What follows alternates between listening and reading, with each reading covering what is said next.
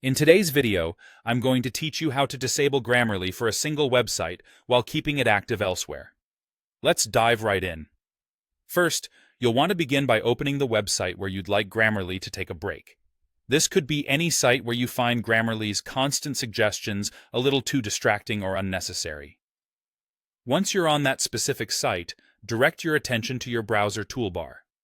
You'll spot the Grammarly extension icon there. It's typically a green G. This icon is your gateway to customizing how Grammarly interacts with your browsing experience.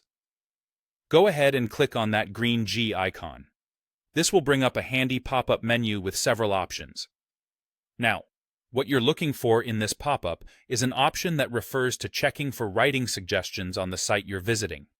The wording might differ slightly, but it should be something along the lines of, "Check for writing suggestions on this site." This toggle is your tool for controlling Grammarly's presence specifically on the website you have open. The next step is simple. You'll want to toggle that option off. By doing this, you're essentially telling Grammarly to back off from suggestions and underlining on just this site. It's important to note that this won't affect Grammarly's functionality on other sites. It's like giving Grammarly a hall pass. It can roam freely everywhere else, just not here. To make sure these changes take effect, don't forget to refresh the page. A quick refresh will ensure that Grammarly acknowledges your command to step back.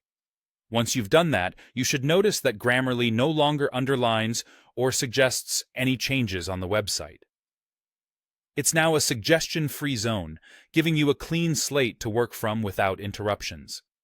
Keep in mind that if you ever want to revert this setting and have Grammarly assist you on that site again, you can simply follow these same steps but toggle the option back on. It's a straightforward process that gives you control over how and where Grammarly operates. And that's all there is to it.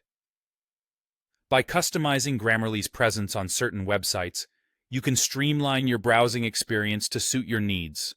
Whether you're working on sensitive content or you just need a little less noise, knowing how to tweak these settings can be incredibly useful. Thank you for watching, and I hope you found this guide helpful.